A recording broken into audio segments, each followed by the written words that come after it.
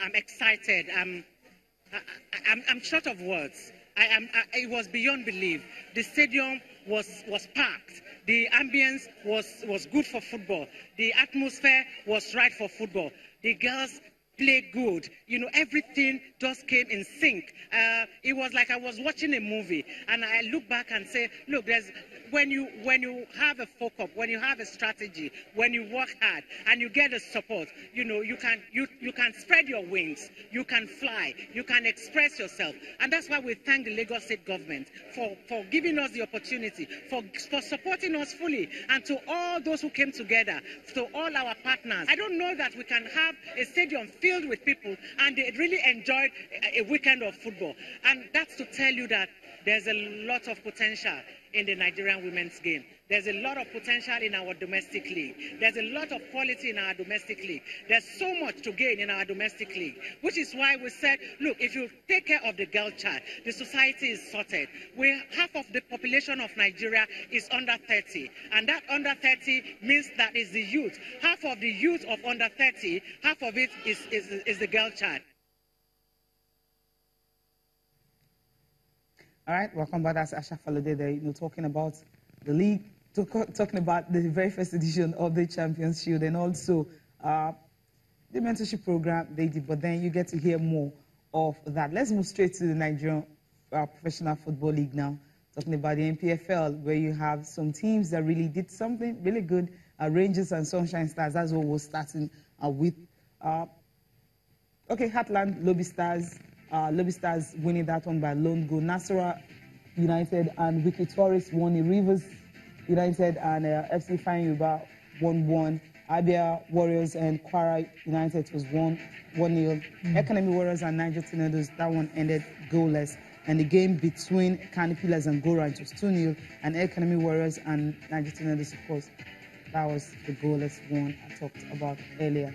And the game. Canipilas go around because Sunshine and Rangers International. Rangers are getting the points out of that one. Also, Ifeanyi also getting a point from. And for very ominous for Kwara United, 3-match ultimatum. Remember, he's lost the first one. I'm talking about coach John Obu, and he's lost it's not looking very good. They go to play El Kanemi next. What do you make about the situation? Well, I think it's a pathetic experience for John Obu, high-profile coach, but at the same time, he's struggling to really get his acts together and also get a team hitting the ground running. But I think the team has also recently announced that they're staying behind him, even though we know the 3-game ultimatum is still on the count. And we expect to see the team bounce back. Well, again, if a team like, if they could go to Nasarawa to pick a draw, 3-3. United return to league action for a home game against the Enugu Rangers. The Just side were fifth on the table, 2 points off the pace, and were looking to return to the top with a win over the Flying Antelopes. For Rangers, they are unbeaten in 4 and have been slowly climbing up the table following their poor start to the season. Play 2 began on the front foot and pinned the visitors to their own half as they looked to strike the opener. But Femi Thomas in goal for Rangers appeared to be in inspired form. Rangers were happy to sit back and soak up the pressure, but they almost took the lead on one of their few attacking forays. But Bright Silas's effort was denied by a stretching Okemute order. Play 2 were eventually rewarded for their pressure as defender Chizoba Amefule's header opened the scoring on 71 minutes.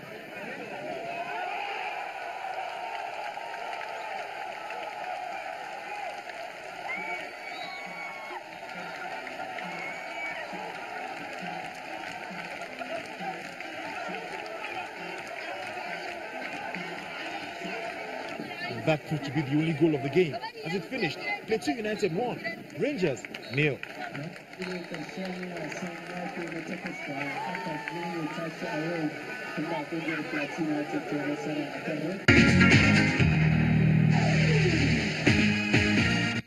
Welcome back to Channel Sport this morning. We're talking about the Nigerian Professional Football League Matchday 11, and some coaches are under pressure.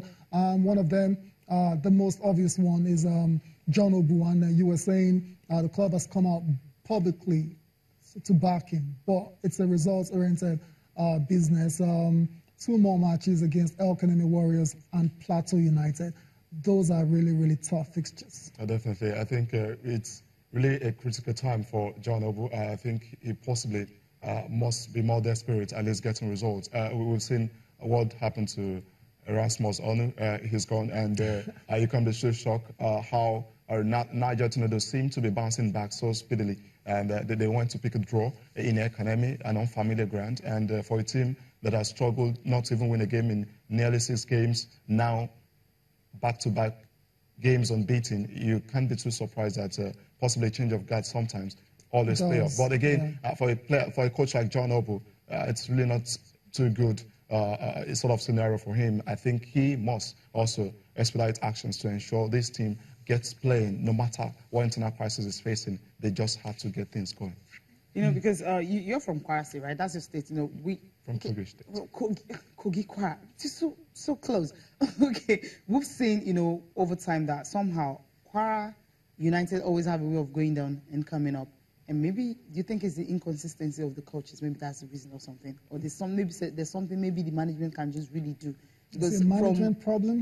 I don't know if it's a management problem, because they will go down, they come up, another ABS, you know, also another team like that. I'd say someone even had to allude that, okay, maybe they don't want the 2 teams to be in the top flight at the same time. Please. No, I think if you look at how the team in Kwaras do feature, I think in the lower division, they seem to come out so hungry to get in the top flight. And, you know, it's much like a different spirit you have. Every team wants to play in the top flight. And the eagerness, the excitement, the whole energy, and also the resources being poured out, it's really massive. So I think that's the driving factor. The government is ready to put the team in the top flight, and when you're not playing there, you seem you're nowhere. So, but coming to the top flight, I think a major problem they've had, I think it's funding. The resources are not there. The government is really rich, and they're really crying of shortage of funds, and when you're having such problem, paucity of funds, you always have challenges. And you look at teams that are struggling. If it's never managerial crisis, it must be possibly low funded. So some of these problems are becoming glaring for teams that are struggling. A lot being glaring for teams that are struggling. So I think Kwara State probably need to put more attention on what the team needs to enjoy. Players, I understand, they are not really feeling good, and you know it has to do more with players, the motivation on the players, of the players, and also, most importantly, the welfare of the players. So if that is not happening, you really can't get the best of it.